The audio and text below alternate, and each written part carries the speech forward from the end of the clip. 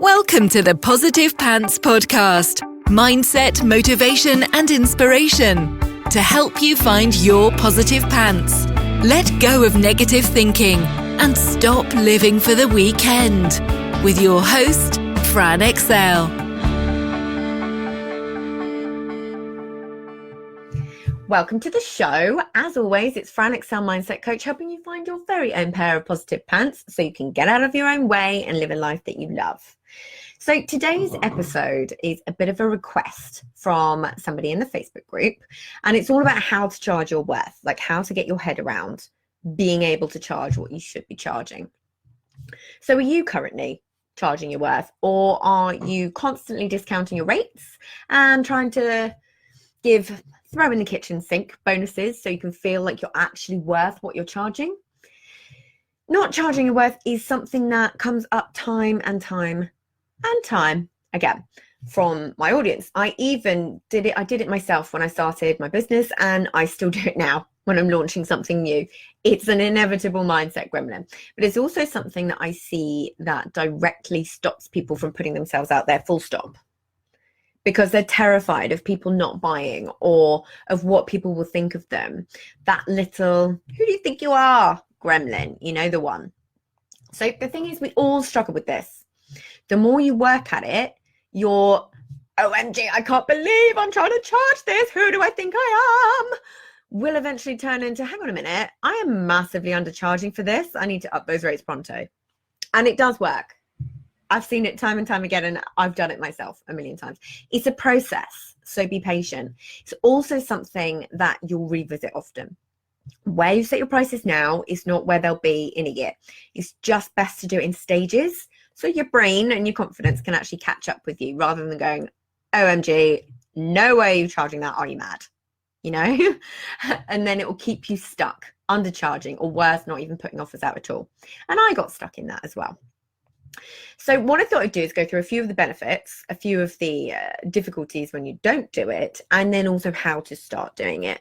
So the benefits are that your business will grow quicker and you'll need less clients to actually hit your goals, which is always nice. A lot of this is just a simple reframe into how you're thinking about it. So your clients will actually get better results because they will be literally more invested in their own results. We all need that little bit of skin in the game to increase our commitment to getting something done. And we really, really don't value things that we get for free or cheap. How many freebies do you have sitting in your inbox that you've never used? How many free courses, free bonuses? You just don't value them in the same way that you've actually put skin in the game and bought something. So it also increases your confidence, your net worth, and your self-worth all in one go. Woohoo! We love that. It improves your work-life balance because you will have more pennies to do the things that you want to, and you can work less hours to make the same money, which is obviously a bonus. But also you attract the right people, the people that are really ready and invested in their own results, and those are the people that you want. So what sort of trouble do you get with not charging your worth? You will resent it big time. When you have clients demanding the earth from you, for a pittance, how will you feel? You'll attract bargain hunters, and they're not your ideal clients. So what you'll also do is compare yourself to other people who are charging what you want to charge and resent them for getting clients that you want. But the reality is you actually just won't look as good as the person charging more. This is a biggie. It's the age-old must be too good to be true.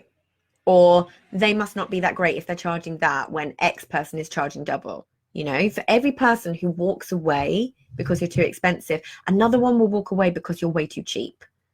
So they assume you're not going to be good enough. Remember, you get what you pay for. We've all been brought up with that. You get what you pay for.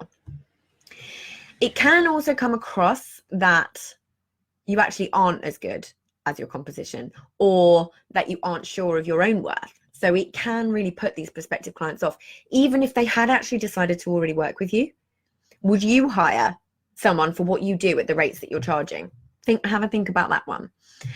You'll also attract those wrong clients, which can end up knocking your confidence and leave you feeling undervalued. So you're getting these tire kickers and the people that want the moon on a stick. But obviously you're going to decrease in your confidence the more that you struggle. to get these clients. And you can actually lead yourself to burnout. When you're charging too little, you'll need to work more hours to get the income that you need. It's actually a fairly easy fix, but as with all mindset stuff, it does take a little bit of time and a little bit of effort. And if you know you're undercharging, we need to get you to start increasing those prices now. So how do we get you there? Right. First thing, I want you in your journal. It's one of my podcasts. You knew I was going to ask you for your journal. Write down all the reasons that you are qualified and why the results that you give are worth what you want to charge. That's the first thing. Then I want you to think about what is the actual transformation that you're giving and focus on that. Often we set up businesses based on where we've previously been. Okay. So if we go back in time to the pain part of our journey, what would it be worth to you to get out of it quicker? Knowing what you know now, what would you pay? My lovely friend, Jen Hall, was teaching me this before, and I was focusing so hard on who my ideal client was. I actually wasn't focusing on the transformation that I was giving. So it's a really, really valuable thing to do because it helps you see your own value. The next thing I want you to think about is how much have you actually spent getting yourself to where you're at now? So you're shortcutting this stuff for people. That's got to be worth something, right? How much have you spent on your own learning and qualifications? Personally, I've invested about 30 to 40K over the last couple of years in my own development, in coaches, in qualifications.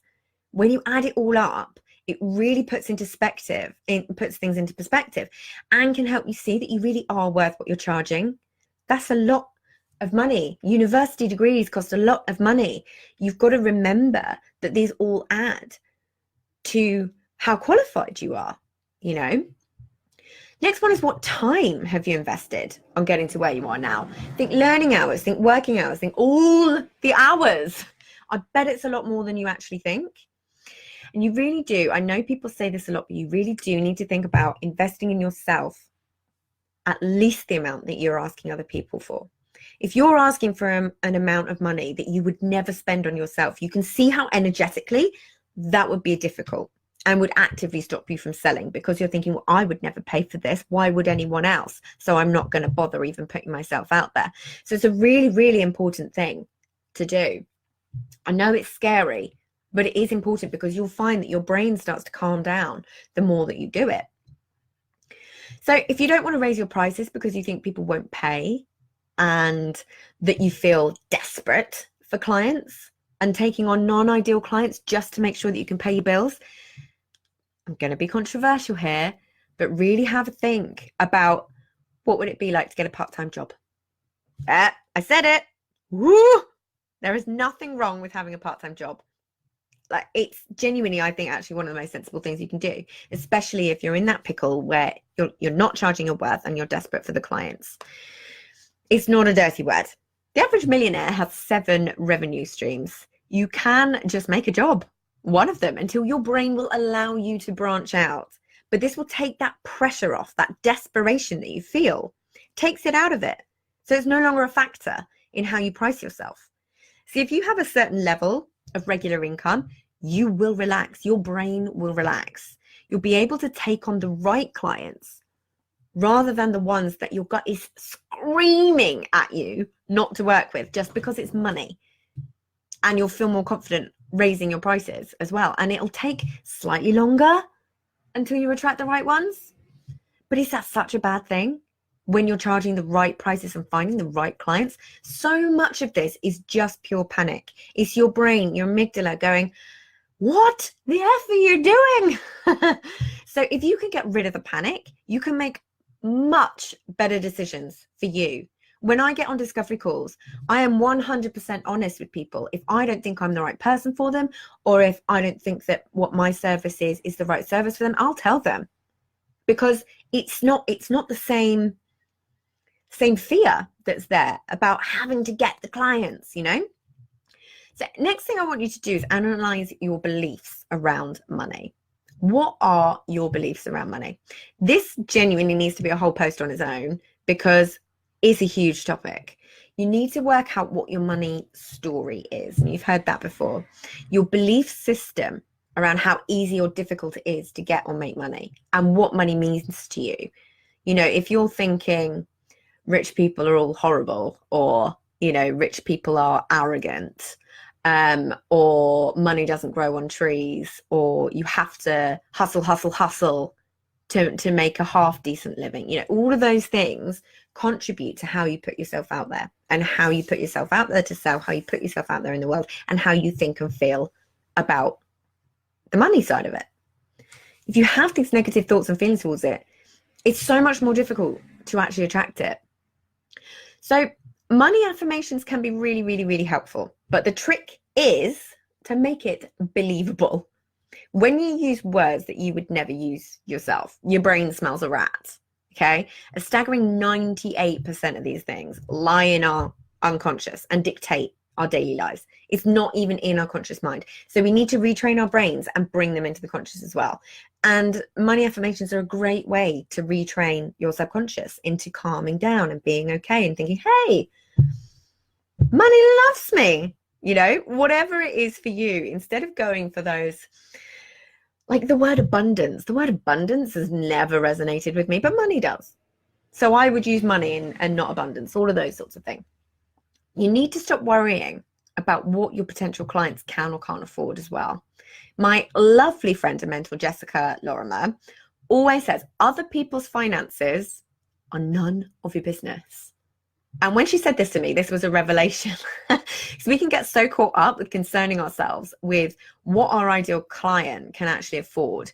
We started these businesses because we wanted to help solve a problem. But the reality is, if someone wants what you have enough and they're prioritizing it enough, then they will find the money. I've done it myself 100 times. 100 times. So who am I to think that someone else won't be able to do the same, right? So this is another really good reason that you should invest in yourself as much as possible, because it can show you how possible it actually is. If you would do it, then why on earth would you think that someone else wouldn't do it for your services? See? Next thing, reverse engineer. What do you want to earn per year? How many hours do you want to work per week? Work out your hours per week times by the number of weeks you actually want to work in a year, because you do need holidays. That's half of the point. Then divide by your total. And what does it come out at? Something you're horrified by because it's way too expensive and you'd never be able to make it charging what you're charging at the moment? Or you're going, oh, hang on a minute. Actually, I am seriously way too cheap. And then, this can actually just start getting the practical sense of it into your brain. So it's less of a mindset thing and more of a, hang on a minute, actually, that's really practical. So the final thing I want you to do is remember that you are not a charity. Okay? If you want to help people, you need to be able to sustain your business, or you won't be able to help them anymore. The bottom line is, as I mentioned, people don't tend to value what they get for free or cheap. So if you want your clients to get the results that you know you can offer, then get those prices up. But this applies to, asking for a pay rise, applying for jobs, charging more work, all of these different things all contribute to the same. So